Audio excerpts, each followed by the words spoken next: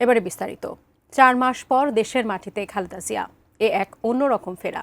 অগণিত নেতাকর্মীর বাঁধ ভাঙা উচ্ছ্বাস, ভালোবাসায় সিক্ত হলেন বিমানবন্দর থেকে বাসভবনে যাবার পথে।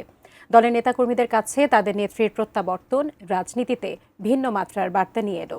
আরও জানাচ্ছেন নাজিয়া আফরিন। মঙ্গলবার সকাল 10টা 41 শাহজালাল আন্তর্জাতিক বিমানবন্দরে নামে খালেদা জিয়াকে বহনকারী কাতার আমিরের দেয়া রাজকীয় এয়ার অ্যাম্বুলেন্স। প্রায় 14 ঘন্টার দীর্ঘ যাত্রা শেষে দেশের মাটিতে পা রাখেন বিএনপি চেয়ারপারসন ও সাবেক প্রধানমন্ত্রী বেগম খালেদা জিয়া। সঙ্গে ফিরলেন 2 পুত্রবধূ। বড় ছেলে তারেক রহমানের স্ত্রী ডাক্তার জুবাইদা রহমান দীর্ঘ 17 বছর ধরে দেশ ছাড়া ছিলেন পারিবারিক রাজনৈতিক পরিচয়ের কারণে। পরিবারের সদস্যরা ছাড়াও খালেদা জিয়া সর্বক্ষণিক সঙ্গী ছিলেন তার মেডিকেল টিমের সদস্যরা। খালেদা জিয়াকে স্বাগত জানাতে বিমানবন্দরে উপস্থিত ছিলেন দলের মহাসচিব মির্জা ফখরুল ইসলাম আলমগীর ও স্থায়ী কমিটির নেতারা। তাদের সঙ্গে হুইল চেয়ারে বসে কুশল বিনিময় করেন দলের চেয়ারপারসন।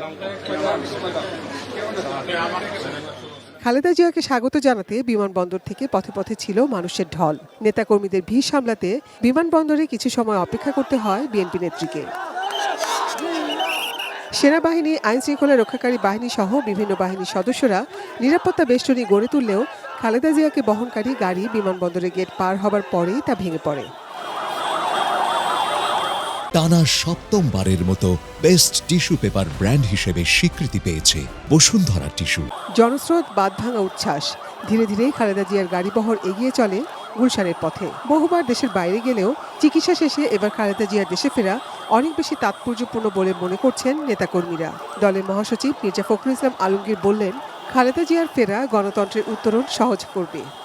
বেগম খালেদা জিয়ার এই উপস্থিতি, তার দেশে ফিরে আসা, এটা আমাদের গণতন্ত্রের উত্তরণের পথকে আরো সহজ করবে, দেশকে একটা সঠিক বৈষম্যহীন একটা পরিস্থিতির দিকে নিয়ে যেতে সহযোগিতা করবে।